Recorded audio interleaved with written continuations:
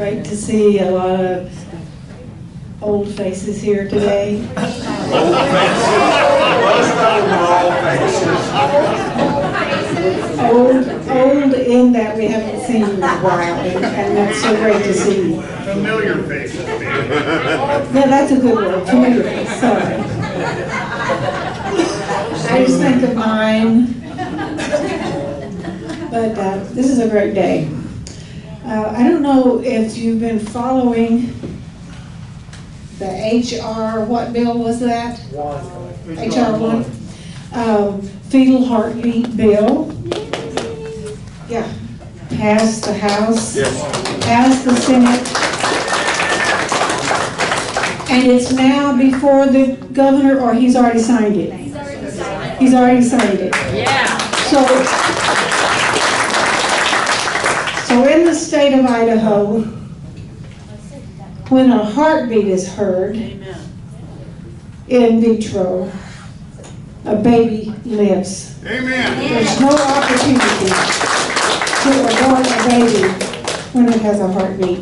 It's a baby before that, but they just don't know that yet. But thank God for that bill passing. I'm so delighted to be a citizen of Idaho that would do that. I'm so proud. And in light of that, and saving babies, I don't know if any of you have, or how many of you have been either to Stanton or been a part of something Stanton has been a part of. Oh, good. Like the march. You remember the March for Life we went on? We protested over there. So Stanton is our voice for the unborn. And Stanton not only is concerned with the unborn, it's concerned with the mother who is considering not carrying to full term.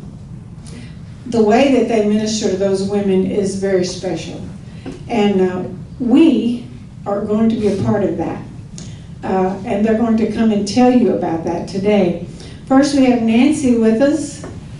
Nancy is the director, right? Yep.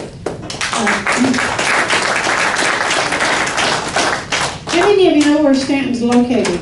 Which one? What's it beside? What a great location. I think that was planned. Nancy's husband, Wes, is with her today. And he's the one behind the brains, I think. And they have with them Kelly, who is a volunteer. Nancy's going to come and share her heart, I'm sure, for Stanton and for some information for us and what's going on back at that back table. So Nancy, if you'll come. Yeah, what's going on back? Thank you.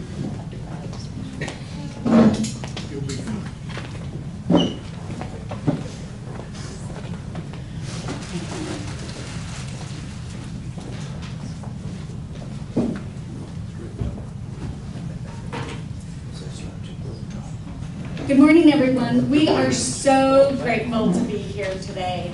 Yes, the heartbeat bill did pass, and the governor has signed it, so that was great news for us. It is a trigger bill, so unfortunately it's in litigation in the whole nationwide. And so once the Supreme Court steps forward and passes it in one state, it will become law in Idaho, which is really an incredible thing. We're the 14th state in the nation to have that happen. So it's huge progress, and we are just so grateful to the governor for signing that. So in the state of Idaho, 29 babies were aborted every week. Yeah, that's 4 a day. That's 4 moms, 4 dads, and 4 families that are changed forever. And if you think about that and the generations that that's going to affect, it's a pretty sad story. But there's hope at Stanton. Every day we get to see women who walk in our door. Because 75% of those abortions are performed here in Meridian, Idaho. 75%.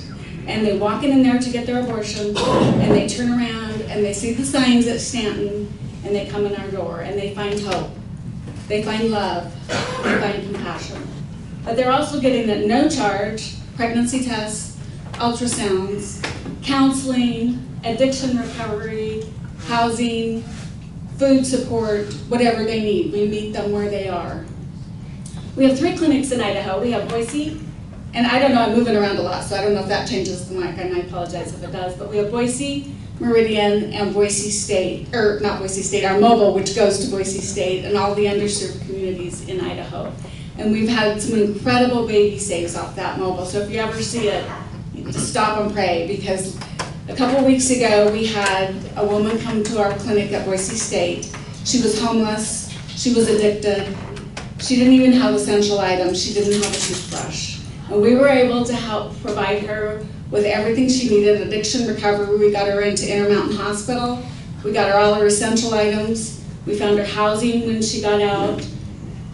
And she has saved her baby. She is now keeping her baby. So it doesn't matter where we are. Today when we're handing out bottles, that's very, very important for us because, like I said earlier, all of this is provided at no charge. And we need the financial support, and it's all done through donors like you guys. You know, and those bottles are about half of our income. So I hope everybody will go home and pray and fill up a baby bottle. They look like this. You can put cash in there, you can put change, you can put checks, or you can go to stantonbabybottle.com and donate online. So one of the things, when these women come into our doors, 90% of them tell us, so they actually write it on their form, that somebody they trust pressures them to have an abortion and they don't want one. So think about that. And somebody they trust is a doctor, it's a teacher, it's a parent, it's a grandparent, it's a girlfriend, it can be anybody. And in my case, 23 years ago, my doctor, who had been my doctor for all of my children, and this was my youngest, told me I should abort my son because he was going to be a Downs baby. Think about that. My mom reached over, and this tears me up 23 years later. My mom reached over and she said, he's going to be the most beautiful baby in the world. And the miracle of all that story is before I was born, she volunteered at a Downs agency and learned to love those babies because they were the most beautiful babies in the world. And I went home that night and I was afraid and I didn't know what I was going to do. And Jim actually over there knows my son Jeremy. Yeah, you Jim. You've met my son Jeremy, he's 23. Yeah, he's 23. And he didn't have Downs. And he has a college education, and he has a great job, and he has a girlfriend from Sweden who's really cute. Yeah. But you know what? If he would have had Downs, he would have been the most beautiful baby in the world, because they all are. They're beautiful, precious gifts, and we get to meet them every single day at Stanton. Every single day. So, and we can only do that through the partnership from our churches. You guys are our biggest support, and today we're doing bottle drives in 44 churches here in the Valley. We're going to pray it up.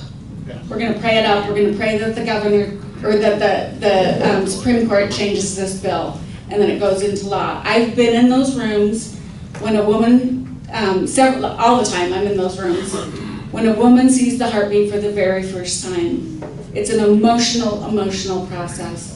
And she's crying. And we give her a little fetal model about this big, and that's how big her baby is. And it's so incredible. It is such a miracle. So I hope you all be with us today. Stop back at the table, talk to us, get more information. Don't forget to fill up your baby bottle. This saves a life. This is, on average, we get about $48 in one of these baby bottles. Does anybody here know when Roe v. Wade passed 48 years ago? That's not a coincidence. That is not a coincidence. We need to change the world with these baby bottles.